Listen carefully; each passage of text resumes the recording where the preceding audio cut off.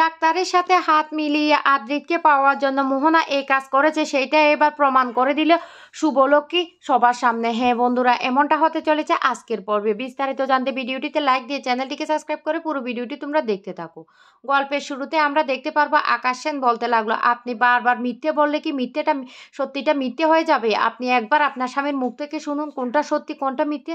আপনি জিজ্ঞেস করুন আপনার স্বামীকে। আর এ হলো ডাক্তারি রিপোর্ট, আপনারা ডাক্তারি রিপোর্টটা দেখলেই তো সবটা বুঝতে পারবেন। এই বলে ডাক্তারি রিপোর্টটা সবার সামনে ছুঁড়ে মারে। তখন পূর্ববী সেই রিপোর্টটা দেখে বলতে লাগলো, সত্যি তো পজিটিভ, মোহনা সত্যি সত্যি মা হতে চলেছে। তখন এটা বিশ্বাস হচ্ছে না আদির মার। আদির মাও সেটা দেখে দেখতে থাকে যে সেটা সত্যি পজিটিভ। তখন বলতে লাগলো, সত্যি তো মা হতে চলেছে। এই কথা শোনার সাথে সাথে শুভর মাথায় যেন আকাশ ভেঙে পড়লো। শুভ কি করবে কিছু বুঝতে পারছে না। ডোনা তখন বলতে লাগলো, সেই জন্যই তো শুভ, আমি তো তোমাকে আগেই বলেছিলাম দাদা ভাই না গাইনুর কাছে নিয়ে গিয়েছিল মোহনাকে, আমি তো সেটা বলেইছিলাম, এই জন্য নিয়েছে, এই জন্য দাদা ভাই লুকিয়ে লুকিয়ে মোহনার সাথে দেখা করতো। এবার তাহলে তুমি বুঝতে পারছো শুভ? তখন এই কথা শোনার সাথে সাথে শুভর শাশুড়ি বলতে লাগলো, এই ডোনা ডোনা চুপ করতো। ডোনা তখন বলতে লাগলো, কেন মা, আমি কিছু বললেই কি এবার সত্যিটা মিথ্যে হয়ে যাবে? তুমি বলো। তখন এই কথা শুনে শুভ শাশুড়ি বলতে লাগলো, তোকে চুপ করতে বলেছি, তুই চুপ কর। আমার ছেলে এই কাজ কিছুতেই করতে পারে না, আমার ছেলে কিছুতেই করতে পারে না। আকাশ সেন তখন বলতে লাগলো, কি আদ্রিত, নিজের মুখে বলবে সত্যিটা? সত্যিটা তো তুমি এখন আর অস্বীকার করতে পারবে না, বলো সবাইকে, নাকি তোমাকে আবারও মিথ্যার আশ্রয়টা নিতে হবে? আদ্রিত তখন কোনো কথাই বলে না। শুভলক্ষ্মীকে তখন আকাশ সেন বলতে লাগলো, কি শুভলক্ষ্মী, এবার জিজ্ঞেস করুন আপনার স্বামীকে। আপনি তো এতক্ষণ পর্যন্ত বারবার বলছেন মিথ্যে মিথ্যে মিথ্যে, এবার মিথ্যে কি সত্যি সেটা আপনার স্বামীই বলে দিক, আদ্রিতই বলে দিক। পূরবী তখন বলতে লাগলো, ছি ছি ছি ছি ছি, কি লজ্জার কথা। এবার যদি সোসাইটিতে এই ঘটনাটা জেনে যায় তাহলে আমাদের পরিস্থিতিটা কি হবে, কি হবে? এই কথাটা বললে মেজও তখন বলতে লাগলো, একদম ঠিক কথা বলেছি। আসলে তো আমরা এবার মুখ দেখাবো কি করে, কি করে আমরা মুখ দেখাবো? তখনই শুভ বলতে লাগলো, আচ্ছা আদ্রিত, তুমি আমাকে কেন মিথ্যেটা বলেছিলে? কেন তুমি আমাকে মিথ্যেটা বলেছিলে? এই ঘটনাটাকে সত্যি তুমি বলো। আদ্রিত তখন কোনো কথাই বলে না। তখন মোহনা বারবার করে জিজ্ঞাসা করতে থাকে, এই আদি, আদি, তুমি আমাকে সত্যি করে বলো, সত্যি ওরা যা বলছে তা কি সত্যি? ওরা সবাই যেটা বলছে সেটা সত্যি, বলো বলো। তখন আদি বলতে লাগলো, হ্যাঁ শুভ, এটা সত্যি, সত্যি সত্যি আমি মোহনার সন্তানের বাবা হতে চলেছি। এই কথাটা শুনে শুভ নিজেকে স্থির রাখতে পারে না। তখন শুভ বলতে লাগলো, কি বললে তুমি? আরেকবার বলো। আকাশ সেন তখন বলতে লাগলো, আপনি শুনতে পাচ্ছেন না শুভলক্ষ্মী? আপনার স্বামী তো সত্যিটা এবার স্বীকারই করে দিল। তখনই শুভ রেগে যায় আর বলতে লাগলো, আকাশ সেন প্লিজ, আমাদের স্বামী স্ত্রীর মাঝখানে আপনি কথা বলতে আসবেন না। আপনাকে কে এমন অধিকার দিয়েছে বলো? তখন শুভ আবার হাত ধরে বলতে লাগলো, ও আদি, আদি প্লিজ, তুমি আমাকে কথা দিয়েছিলে, তুমি আমাকে কোনোদিন মিথ্যে কথা বলবে না। আমি তোমাকে অনেক বিশ্বাস করি, ভরসা করি, সেই জন্য আমি এই কারোর কথা বিশ্বাস করছি না। আমি আরেকবার শুনতে চাই, তুমি সত্যি করে বলো। আদি তখন বলতে লাগলো, হ্যাঁ সত্যি আমি মোহনার সন্তানের বাবা হতে চলেছি। এই কথা শুনে শুভ প্রচণ্ড রেগে যায় আর সবার সামনে আদির গালে ঠাস ঠাস করে চড় লাগিয়ে দেয়। তখনই আদি বলতে লাগলো, শুভ, আমি তোমার কাছ থেকে লুকাতে চাইনি, আমি তোমাকে সবটা সত্যি বলতে চেয়েছিলাম, কিন্তু তুমি তো আমাকে বলার সুযোগটুকুই দিলে না, তুমি তো আমাকে বলার সুযোগটুকুই দিলে না। এই কথাটা বলতেই তখন শুভ বলতে লাগলো, চুপ, আর একটা কথাও বলবে না। তুমি কি করে পারলে এত বড় একটা সত্যি আমার কাছ থেকে লুকাতে? কি করে আমার সাথে বিশ্বাসঘাতকতা করতে পারলে? আমি সেই ছোটবেলার মতো তোমাকে বিশ্বাস করে তোমার সত্যিকে সত্যি ভেবেই আমি এতদিন পর্যন্ত চলেছি। আমি এতদিন এত কিছু আমার চোখের সামনে এসেছে। আমি অনেক কিছু শুনেছি। আমি কিন্তু কিচ্ছু আমি বলিনি। কারণ আমি জানি আমার আদি কোনোদিন আমাকে ঠকাতে পারে না। কিন্তু তুমি কি করে পারলে আমার সাথে এত বড় বিশ্বাসঘাতকতাটা করতে?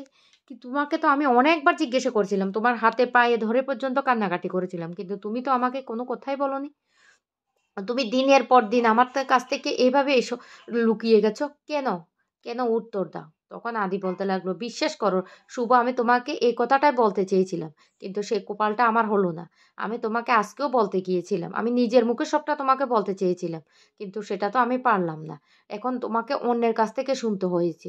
বিশ্বাস করো, এই ঘটনাটা যখন হয়েছিল তখন আমার স্মৃতিশক্তি ছিল না। আমি কিচ্ছু জানি না। কিচ্ছু জানি না। মোহনা আমাকে বলার পর থেকে আমি দিনের পর দিন বারবার করে চেষ্টা করেছি এই ঘটনাটা মনে করার, কিন্তু আমি সেটা মনে করতে পারছি না। আমার কিছু মনে পড়ছে না, কিন্তু তার দায়ভার তো আমি এড়িয়ে যেতে চাইছি না। কারণ মোহনা যেহেতু বলছে সেই জন্য আমাকে সে তার দায়ভারটা নিতে হবে। তাই আমি নিজেকে মনে করানোর জন্য বারবার চেষ্টা করেছি, তোমাকেও বলার চেষ্টা করছি, কিন্তু আমি বলে উঠতে পারিনি। দাদু তখন বলতে লাগলো, সত্যি আকাশ সেন বুঝতে পারছেন, এখানে আমাদের সবার ভুল বোঝাবুঝি হচ্ছে। আরে আদ্রিতের তো স্মৃতিশক্তিই তখন ছিল না, সে তো অন্য মানুষ ছিল। আদ্রি তখন বলতে লাগলো, হ্যাঁ, তোমাদের সবাইকে আমি এটাই বোঝানোর চেষ্টা করছি, আমার তো তখন স্মৃতিশক্তি ছিল না, আমি একটা অন্য মানুষ ছিলাম। এখন আমি সে স্মৃতিশক্তি ফিরে পেয়েছি, তাই ওই দায়ভারটা আমাকেই নিতে হবে, কারণ আমি যেহেতু ছিলাম আমাকে দায়ভারটা নিতে হবে। কিন্তু আমি কি করব, আমি তো অনেক চেষ্টা করছি সেই ঘটনাটা মনে করার। তখনই আদির কাকারা বলতে লাগলো, শুনেন আকাশ সেন, সত্যিই তো আদ্রিতে তো তখন স্মৃতিশক্তি ছিল না, ও তো তখন অন্য জগতেই ছিল। সত্যি এই ঘটনাটা হয়েছে, আমরা দুঃখিত, কিন্তু এখন এই সন্তানটা যদি জন্ম দেয় তাহলে মোহনার পক্ষে যেমন খারাপ হবে, তেমনি এই সংসারের প্রতিও অনেক খারাপ হবে। এইদিকে আদি শুভকে জড়িয়ে ধরে বারবার করে কান্না করতে থাকে আর বলতে লাগলো, বিশ্বাস করো শুভ, আমি মিথ্যে কথা বলিনি, আমি তোমাকে ঠকাতে চাইনি, বিশ্বাস করো। আমি কি করব, আমি তো তখন অন্য মানুষ ছিলাম, আর আমি তোমাকে ছাড়া কোনোদিন অন্য কাউকে ভাবতেও পারিনি, আমার অন্য কাউকে মাথায় আসেনি। তুমি এখনো আমাকে বিশ্বাস করো, আমি তোমাকে ঠকাইনি, আমি তোমার বিশ্বাস নিয়ে আমি খেলিনি। তখন আদির কাকাপু রূপক বলতে লাগলো, শুনেন আকাশ সেন, এই সন্তানটা যদি নষ্ট করে দেওয়া যায়।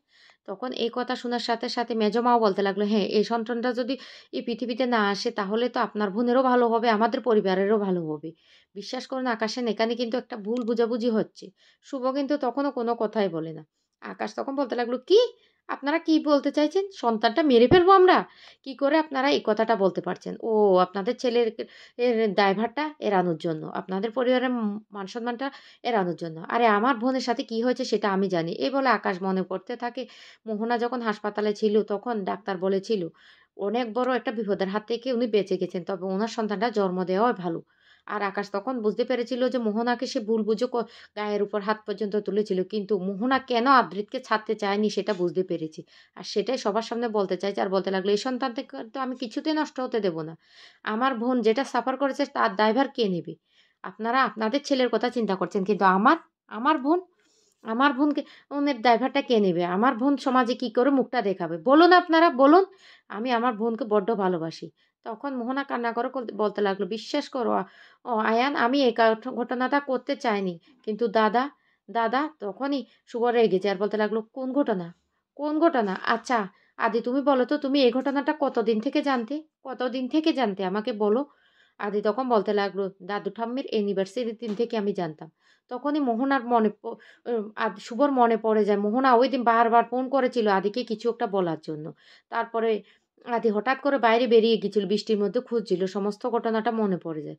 তখন শুভ খুব কষ্ট পায় আর বলতে লাগলো, আদি, তুমি আমাকে এতদিন পর্যন্ত একই ছাদের নিচে থেকে এত বড় একটা সত্যি লুকিয়ে গিয়েছিলে কেন? তুমি কি ভেবেছিলে? তুমি ভেবেছিলে এইটা সবটা লুকিয়ে থাকবে, কোনোদিন এটা সামনে আসবে না? কি করে পারলে? কি করে আমার বিশ্বাস নিয়ে তুমি খেলতে পারলে? বলো, বলো কি করে পারলে? তারপরে শুভর মাথায় চলে আসে যে এটা একটা প্ল্যান করছে মোহনা। কারণ মোহনার চোখ মুখ দেখে সে বুঝতে পারছে। তো বন্ধুরা, কেমন